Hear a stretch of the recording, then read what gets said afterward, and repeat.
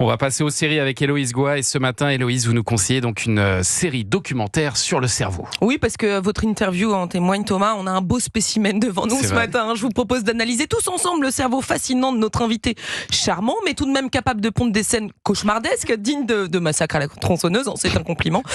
Peut-être qu'on trouvera des éléments de réponse dans l'excellente série doc Le cerveau. En bref, c'est une production Netflix avec du beau monde. Le cerveau est ici raconté par Julianne Moore et Emma Stone. Je vous conseille donc de regarder la série en VO, surtout. Mais alors, le thème du cerveau, c'est absolument infini. Elle est séquencée comment, cette série, du coup ? Alors, chaque épisode balaie des idées reçues en répondant à des questions plutôt classiques. Comment se forment les souvenirs ? Pourquoi fait-on des rêves ? Ou encore, à quel point notre concentration se détériore à l'ère des smartphones et des réseaux sociaux ? Si vous pensez avoir les réponses, je parie que vous vous trompez. Alors, pour une fois, il va falloir se concentrer pour une de mes chroniques, Thomas, Anissa. Ok, on va essayer. Écoutez bien. Les scientifiques ne trouvent aucune preuve que notre capacité d'attention a changé depuis la fin des années 1800. L'esprit n'a pas été affaibli par les téléphones ou les télés. Bien que ce soit des distractions, la plus grande est d'abord votre esprit lui-même. Et oui, vous êtes votre propre perturbateur presque 50% du temps. En fait, la technologie est une distraction, oui, mais simplement parce que vous ressentez l'envie de faire autre chose. Je trouve ça plutôt rassurant.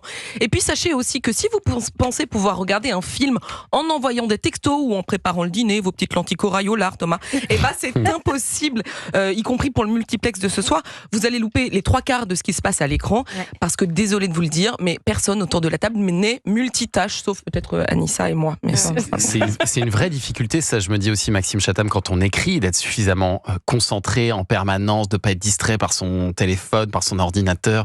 Comment vous faites ? Je les mets de côté. Non, je les mets de côté. Déjà, je me suis fixé des règles, c'est-à-dire que mon ordinateur est un outil de travail, donc il n'y a pas de jeu, il n'y a rien de distrayant dessus, sinon vous mélangez tout.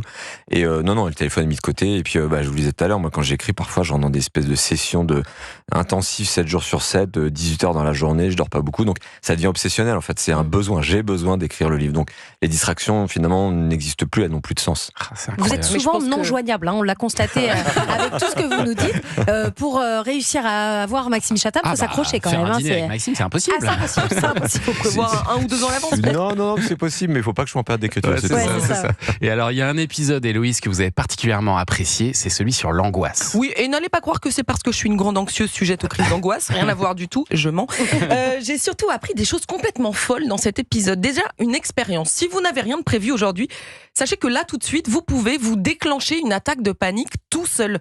Si vous vous mettez à respirer très vite comme ça pendant quelques minutes, vraiment très vite, un petit peu longtemps, vous allez commencer à avoir froid, puis transpirer, votre concentration va diminuer, vous allez voir flou, sentir des picotements dans votre corps, vous allez avoir envie de sortir d'ici, bref, c'est un cauchemar. Eh bien, dites-vous qu'une vraie attaque de panique, c'est ça, en pire, parce que tous ces symptômes arrivent d'un coup, sans crier gare. On apprend aussi que l'anxiété, c'est la maladie mentale la plus fréquente. Environ 30% des humains sont amenés à en souffrir. Et au départ, il faut préciser que l'anxiété était une émotion très utile. L'amygdale, le centre émotionnel du cerveau du phacochère, identifie le lion comme une menace. Et ça déclenche la libération d'adrénaline dans tout son corps. Il prépare le corps à affronter la menace et à se battre ou à fuir. Le cœur du phacochère s'emballe et sa respiration s'accélère. Les poumons s'élargissent et certains vaisseaux sanguins se dilatent. Donc les anxieux, vous êtes des phacochères. Mais même si les menaces réelles ont changé, vous avez peu de chances d'être coursé par un lion, votre crise d'angoisse reste un mécanisme de survie détourné. Si par exemple vous êtes très angoissé par les impôts ou les embouteillages qui vous mettent en retard, eh bien votre cerveau traite cette menace non pas comme un événement ponctuel, mais comme une probabilité permanente de mort. Les scientifiques savent pas trop pourquoi c'est aussi intense, mais c'est comme ça. Donc les impôts, c'est la mort, c'est ça que vous êtes en train de dire. Voilà, vous allez résumer. Quand on y réfléchit. Vous verrez, la série est géniale. On nous propose aussi des conseils et des tests, notamment pour évaluer votre concentration. C'était pas du tout Jojo de mon côté. Les épisodes ne durent que 20 minutes. On les picore pour mieux se la raconter dans les dîners ensuite. Alors j'ai regardé, alors à la différence de vous, les tests de concentration qui sont proposés par cette série, j'ai tout réussi.